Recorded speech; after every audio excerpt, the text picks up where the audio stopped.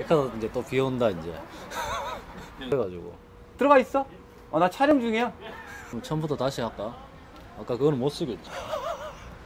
그 대구에서 돌잔치 뷔페를 운영하고 있는 구라고 합니다. 반갑습니다, 여러분.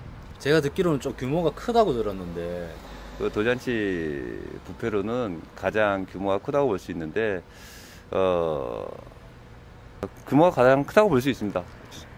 2개를 하셨다고 들었는데 지금 1개는 정리하셨다고 들었어요. 네네, 1개는 매각을 했고요. 지금 1개를 운영 중인데 출산율은 저하가 되면서 현저하게 2017년도 18년부터는 돌잔치 발생 건수가 많이 줄고 있는 상황입니다. 아, 언제부터 하셨어요? 2012년도 시작을 했고요. 어느 정도 운영이 되면 정점을 찍는 기간이 있는데 정점을 찍은 기간이 저희가 한 2, 3년 이상씩 계속 지속이 되었다면 2017년, 18년 이후부터는 아무래도 출산율이 현저하게 떨어지면서 매출이 대폭 줄었다고 보시면 되고, 거기에 따른 또 반대급부로는 인건비나 식자재가 인상이 많이 되면서 손익분기점이죠. 손익분기점이 현저하게 감소가 됐다. 그런 말씀을 드리고 싶습니다.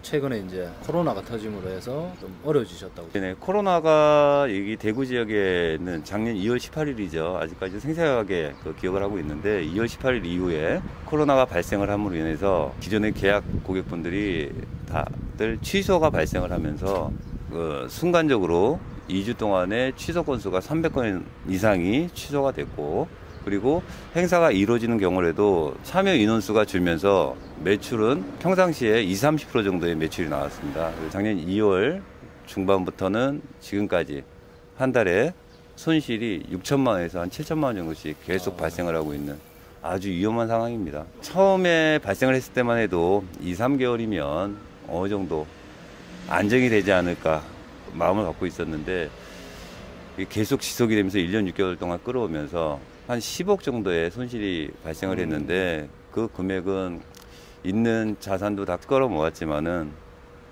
은행에서 돈을 빌려서 지금 손실이 발생하고 있는 상황에 이자까지 발생한 상황이라 아직까지도 굉장히 현실적으로 힘든 상황이라고 보시면 됩니다.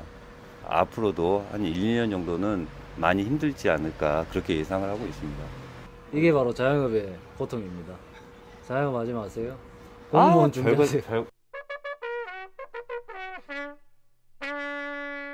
예전에도 뭐 메리스나 그런 신종플루 같은 전염병이 있었지 않습니까? 그때와 비교해서는 어떻습니까? 신종플루나 메르스 같은 경우는 한 2개월 정도 발생하고 한 2개월 정도 만에 금방 매출이 복원이 됐던 것도 사실입니다. 근데 지금 코로나 같은 경우는 저희가 처음에 생각했듯이 2, 3개월이면 끝나겠지. 2, 3개월 지나서 곧 있으면 끝나겠지.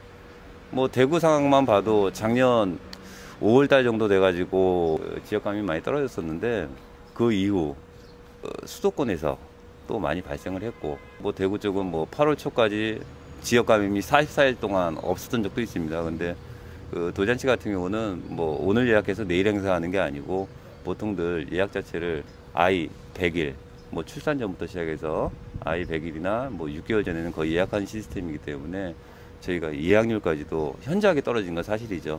전에 저희가 예약 건수가 항상 1200건에서 1300건의 예약 건수가 있었다면 지금은 거기에 한 4분의 1 정도 건수로 좀 줄어져 있습니다.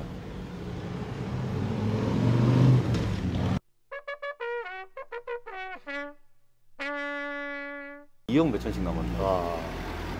아이도 안 잊어버려. 항상 1억 2천에서 1억 5천 남다가 그렇게 나와버립니다. 거기 별도에 뭐가 남냐면 그달 또 예약금 받은 게 있잖아. 30만 원씩. 예. 그럼 한 150팀을 받았어. 4,500만 원이야? 그럼 벌써 1억 3,500이잖아. 거기 또 별도로 또 뭐가 있냐면 상차림 손님들한테 받잖아. 돌잔치에. 상차림 받는 게 한 건당 한 10몇만 원 남아. 그러면은 그거 150건 하면 그것도 한 2천만 원 돈대. 그러니까 금액이 엄청 큰 거지. 지금 뭐 녹음하고 있어? 지금 찍고 있어? 네. 진짜 열심히 하는데 일을 잘 못하는 경우, 얘는 열심히 안 하는데 근데 일은 잘해. 보면 유도리 있게 이런 경우 꽤 있죠. 저 같은 경우는 그래도 일을 못 하더라도 열심히 하는 친구들이 좋은 게, 그 친구들은 언젠가는 지금 그냥 습득력의 차이라고 봅니다. 저는 진짜 불과 15일 만에 따라와주는 친구들이 있는가 하면, 어떤 친구들은 좀 더디더라도 꾸준하니까 그 친구들이 훨씬 더 나았고, 그리고 그 당시에 열심히 했던 친구들이 나중에 사회생활도 하는 거 보면 다 잘하지. 뭐 내가 이거 평생 직업도 아닌데 그런 생각 갖고 있는 친구들 같은 경우는 그 순간순간 도태되고 있는 친구들이기 때문에 나중에 사회생활하다가 길거리에서 만나도 너 요즘 뭐하지? 물어보면 요즘 뭐 좀 한번 해보려고 좀 준비하고 있습니다. 다 그런 내용들. 그러니까 결국 보면 열심히 하는 친구들이 결국은 잘해지더라고요. 초등학생들도 가르치면 접시랑 치워올 수 있어. 근데 어떻게 치워오느냐가 이제 문제인 거지. 예전에 내가 라고 걔 이름 아직도 잊어버리질 않아. 걔가 지금 현대중공업과에 삼성중공업인가 거제도에 있겠구나. 만복일 한번 채워봤어. 근데 오전에 와가지고 오후 4시인가 됐는데 저녁까지 일을 해야 되는데 13,000보가 그냥 한 바퀴 돈 거야. 그러니까 열심히 하는 친구들 그렇게 찍힌다는 얘기지. 물론 이제 이런 카페에서는 그런 거리를 하면 안 되겠지. 비 온다. 이게 바로 길거리 인터뷰입니다. 뷔페는 어느 정도 기준이라는 게 있는데 보통 평균적으로 우리는 30% 정도는 오버된다고 생각을 하는 게, 왜 그러냐면 뷔페 같은 경우 손님들이 지불 보증 인원이라고 해서 손님이 못 오시더라도 좌석과 음식에 대한 예약이 병행이 되는 거야. 그러니까 뭐 정치계에 있는 분들이니까 그런 분들 행사할 때는 인원을 가늠을 할 수가 없어. 그러니까 500명 예약해놓고 1,500명, 2,000명까지도 오는 경우도 있어. 그러면 어떤 손님은 포크만 갖고 다니는 사람. 보통 주말에 있지 않습니까? 네네. 평일에 하는 경우도 많습니까? 이 지방색이라고 할까요? 이쪽 지금 대구 쪽에 제가 내려왔으면 대구에. 아무래도 평일날, 그리고 평일날 한두 팀 예약으로 돌잔치를 진행하게 되면 그만큼 리스크가 많이 큽니다. 그 일반 음식점 같은 경우 손님들이 오시는 대로 음식이 조금씩 나가면서 계산을 받는 것 같은 경우야 문제가 안 되겠지만은, 이렇게 뷔페 같은 경우는 음식을 미리 저희가 예약인원에 맞춰서 세팅을 해야 되고, 그리고 이 뷔페는 기본적으로 음식이 세팅되는 가짓수가 있기 때문에 한 번 세팅하는데 들어가는 금액들이 있습니다. 최소한 한 타임에 손님들이 이루어질 때 150분 이상의 손님들이 오셔야 손익 분기점을 맞출 수가 있습니다. 그래서 예약을 안 받은 거죠. 물론 이제 문의 예약을, 전화는 많이 오니까. 예, 문의 전화가 오더라도 뭐 50명, 100명 하겠다고 하신다고 해도 매출로는 받고 싶지만 회사 입장에서는 손실이 발생하는 경우이기 때문에 안 받는 게 더 회사 맞죠. 입장에서 낫는 겁니다. 맞죠. 30인분 정도가 남았다.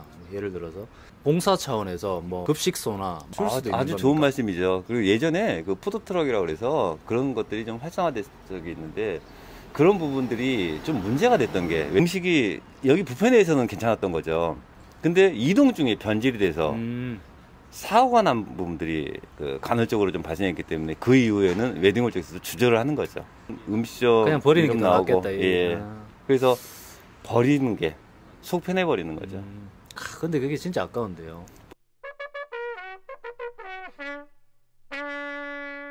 이게 뭔가 포즈도 경직돼. 그래야 좀 편하게 일을 해야 되는. 편하게 좀 앉아보려고 그랬거든? 근데 이게 좀 편하게 안 돼. 그래서 좀 다리도 이렇게 하고 한번 해보고 그랬거든?